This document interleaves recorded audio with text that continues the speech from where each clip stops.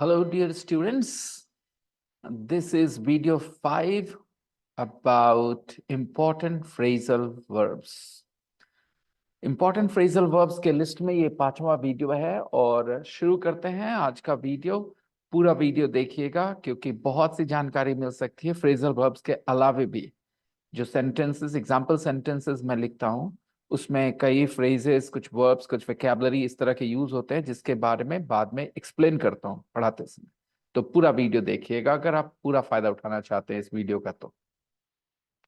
तो पहला phrasal verb है एडअप। एडअप मतलब दो तीन यूजेस आप सीखेंगे इस फ्रेजल वर्ब के। एक तो सबसे पहला यूज सीखिए, हालांकि वो सीक्वेंस में मैंने एग्जांपल्स नहीं लिखे हैं, लेकिन पहला यूज सीखिए। ऐड करना मतलब जोड़ना, राइट? आप जोड़ना जानते हैं। अभी सोचिए, कुछ एडअप मतलब कहते हैं जोड़ना। एक तो जोड़ना होता है एडअप मतलब, I don't know how to add up, that waiter doesn't can't add up, मतलब उसको जोड़ना नहीं आता। तो एक तो मीनिंग है। अभी एग्जांपल देखिए, these figures coincidentally add up to 11। मतलब ये जो नंबर्स हैं, फिगर्स हैं, ये संयोग से जुड़ के 11 हो जाते हैं। यानी आप इनको जोड़ते हैं तो आपको 11 मिलता है। These figures coincidentally add up to 11। यानी ये जो फिगर्स हैं, ये जो नंबर्स हैं, संयोग से जोड़ने पर 11 मिलता है आपको। These figures coincidentally add up to 11। तो ये तो जोड़ने वाली मीनिंग हो गई एडअप की। एक एडअप का मीनिंग बहुत इंटरेस्टिंग होता है कि जब आपको कोई बात कोई बोलता है और आपको उस पर यकीन नहीं होता, क्योंकि आपको लगता है उसमें यहाँ लूप होल है, वहां लूप होल है, तो आप कह सकते हैं it doesn't add up, your story doesn't add up. आप उसको कह सकते हैं कि आपकी स्टोरी एड अप नहीं करती, your story doesn't add up. मतलब आपकी स्टोरी सुनने में रीजनेबल नहीं लगती, कन्विंसिंग नहीं लगती। लगता है कुछ मामला कुछ और है, ऐसा नहीं है जैसा आप बता रहे हो, उसमें कुछ यहाँ मिसिंग है, कुछ वहां मिसिंग, कुछ गड़बड़ है बात। चलिए देखिए एग्जाम्पल सेंटेंस सुनिए। On the one hand you claim you love her. एक तरफ तो तुम कहते हो कि तुम उससे प्यार करते हो। On the one hand you claim you love her, but on the other hand you say you don't care about what happens with her. और वहीं दूसरी तरफ फिर कहते हो कि तुमको कोई फर्क नहीं पड़ता उसके साथ क्या होता है। It just doesn't add up. मतलब ये तो कहीं से भी समझ में तो बात आ नहीं रही तुम्हारी, ऐसा तो हो नहीं सकता। It just doesn't add up. On the one hand you claim you love her, एक तरफ तो तुम कहते हो तुम उससे प्यार करते हो, but on the other hand you say you don't care about what happens with her. वहीं दूसरी तरफ तुम कहते हो कि तुम्हें फर्क नहीं पड़ता कि उसके साथ क्या होता है। You don't care about what happens with हर। जो भी हो उसके साथ तुम्हें फर्क नहीं पड़ता, तुम्हें कुछ लेना देना नहीं है। It just doesn't add up. अगर तुम प्यार करते हो तो फर्क पड़ना चाहिए, अगर फर्क नहीं पड़ता तो प्यार नहीं करते हो। It just doesn't add up. It just doesn't add up, इस तरह से यूज करते हैं दोस्तों। ठीक है, आगे देखिए एक और इसी तरह इसी मीनिंग के लिए एक और एग्जांपल सुनिए। The police think he is lying. Police को लगता है वो झूठ बोल रहा है। The police think he is lying, his story doesn't add up. उसकी स्टोरी रीजनेबल नहीं लगती, उसने जो कहानी सुनाई है ना, ऐसे ऐसे हुआ, ऐसे ऐसे हुआ, पुलिस को लगता है नहीं ये झूठ बोल रहा है, ऐसा नहीं हुआ है। His story doesn't add up.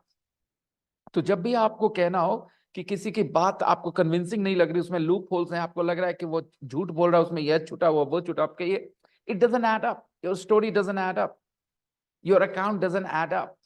Okay, तो इसका मतलब आपकी बात में यकीन नहीं कर सकते हम, इस पे लग नहीं रहा, यकीन करने लायक नहीं है। ठीक है, it doesn't add up. Okay, कुछ लोग कहते हैं, उनकी राय है ये, मैं कुछ लोगों की राय बता रहा हूँ। कुछ लोगों को ना अभी भी डार्विन की थ्योरी पे यकीन नहीं आता, एवोल्यूशन की थ्योरी पे यकीन नहीं आता।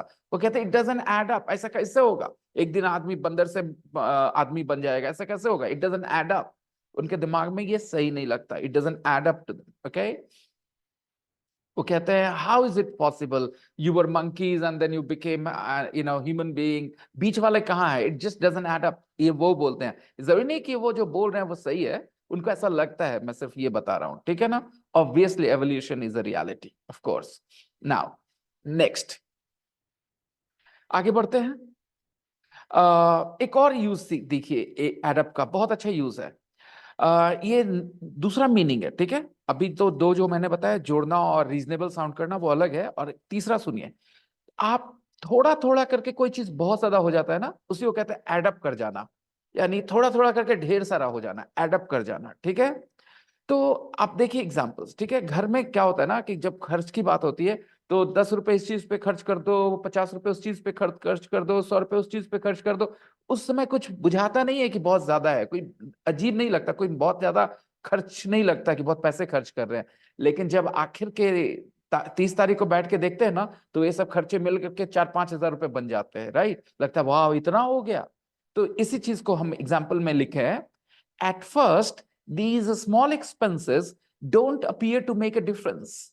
शुरू शुरू में ये छोटे छोटे खर्चे जो है, उन लगता नहीं कि उससे कुछ फर्क पड़ता है। Okay, at first these small expenses खर्चे, राइट? एट फर्स्ट शुरू शुरू में, at first these small expenses don't appear to make a difference, लगता नहीं कि इससे कोई फर्क पड़ता है। मेक अ डिफरेंस, फर्क पड़ना, राइट? तो इन छोटे छोटे खर्चों से लगता नहीं कुछ फर्क पड़ता है, but they all add up eventually. लेकिन यही सारे जुड़ जुड़ करके ढेर सारा हो जाता है आखिर में, right? They all add up eventually. तो एडअप का देखा मतलब थोड़ा थोड़ा करके ढेर सारा हो जाना। इसी मीनिंग के लिए एक और एग्जांपल सुनिएगा। हम लोग जंक फूड खाते हैं ना, तो अपने आप को क्या समझाते हैं खाते समय? बर्गर खा रहे हो, पिज्जा खा रहे हो, इस तरह के जंक फूड अगर खा रहे होते हैं तो कहते हैं अरे क्या हो जाएगा एक बार खाने से, अरे एक बार तो खा रहे, क्या हो जाता है एक बार खाने से, ऐसा बोल बोल के बार बार खाते हैं हम लोग, राइट? यार एक बार तो खा रहे, क्या हो जाएगा, एक बार खाने से क्या हो जाएगा, इस बार खा लेने से क्या हो जाएगा। Every time we eat junk food, we think, come on, eating just once won't matter. अच्छा, मैं थोड़ा सा पंक्चुएशन मार्क्स पे थोड़ा ध्यान देता ज्यादा बेहतर होता। खैर, every time we eat junk food, we think, come on, eating just once won't matter. क्या फर्क पड़ जाएगा एक बार खा लेने से, right? But it all adds up and we develop heart diseases. ये सब धीरे धीरे करके ढेर सारा हो जाता है, कोलेस्ट्रॉल बढ़ जाता है शरीर में, and we develop heart diseases. ठीक है? तो एड अप मतलब आप समझ गए ना? तो क्रिकेट खेलते समय क्या होता है, कभी इधर वाइड फेंक दिया, कभी उधर वाइड फेंक दिया, कभी इधर लेग बाय चला गया, और it all adds up and the extras go to 25 27 30 run sometimes, right? तो एड अप मतलब ढेर हो जाना, ढेर सारा हो जाना। और एग्जांपल दे देता हूं, जो यहाँ लिखा नहीं मैंने, कुछ ऐसे ही दिमाग में आ रहा है, दे देता हूं। कभी कभी आप ये स्कूल जाते होंगे, स्कूल में बच्चों की फी की बात होती है, तो फी वो थोड़ा सा बताते हैं, ठीक है, कि मंथली फी इतना है, एक छोटा सा अमाउंट बताएंगे।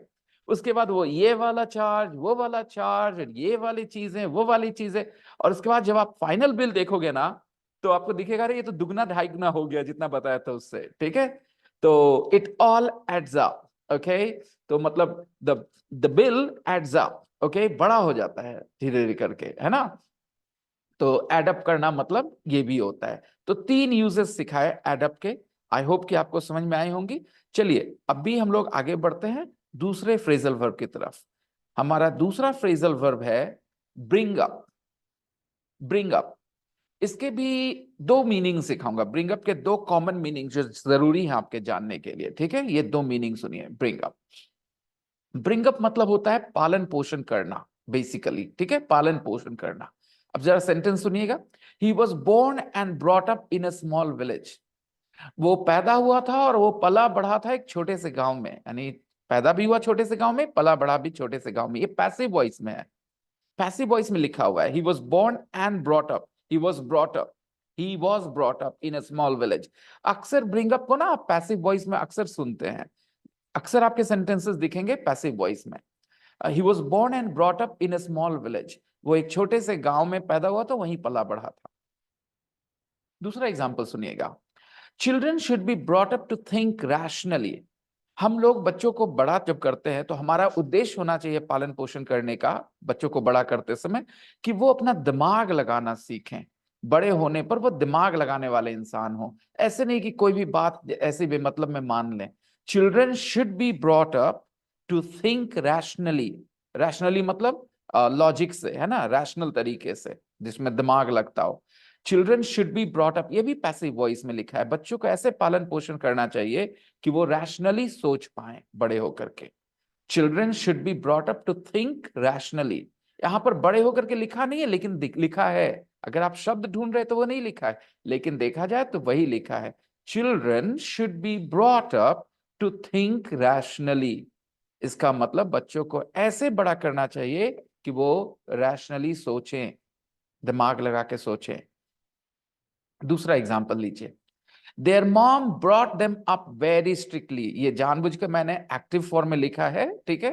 ताकि आप महसूस करें कि कैसे यूज किया जा रहा है। There mom brought them up, उनकी माँ ने उन लोगों को बड़ा किया, पाला पोसा बहुत स्ट्रिक्ट तरीके से, बहुत कड़ी होती है ना, कुछ गार्डियंस बहुत स्ट्रिक्ट होते हैं, वो माँ पापा कुछ लोग बहुत स्ट्रिक्ट होते हैं।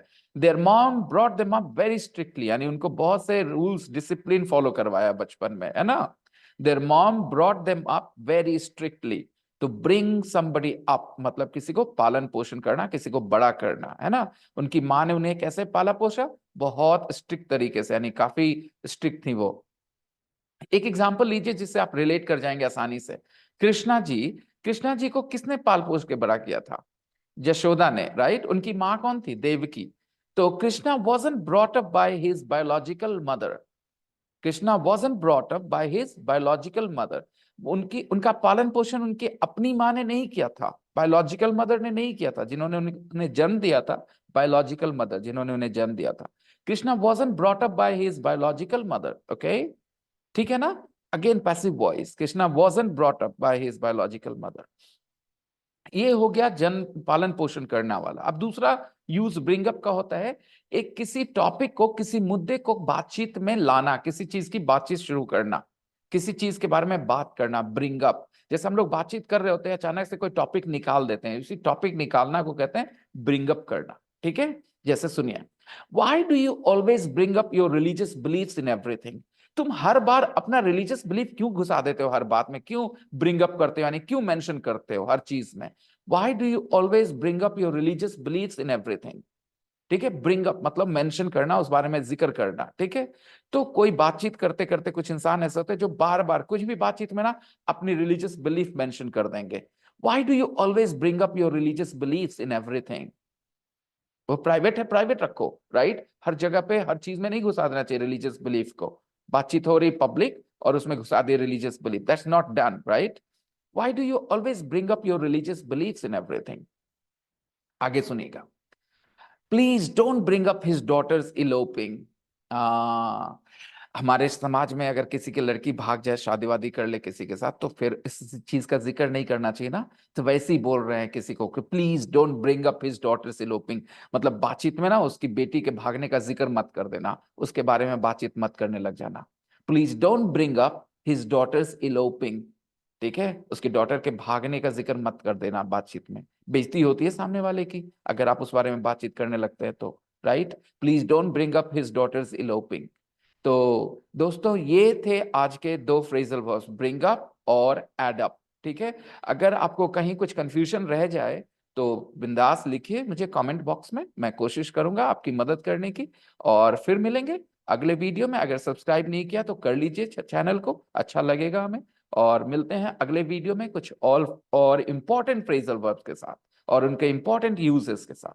आज के लिए बस इतना ही, थैंक यू।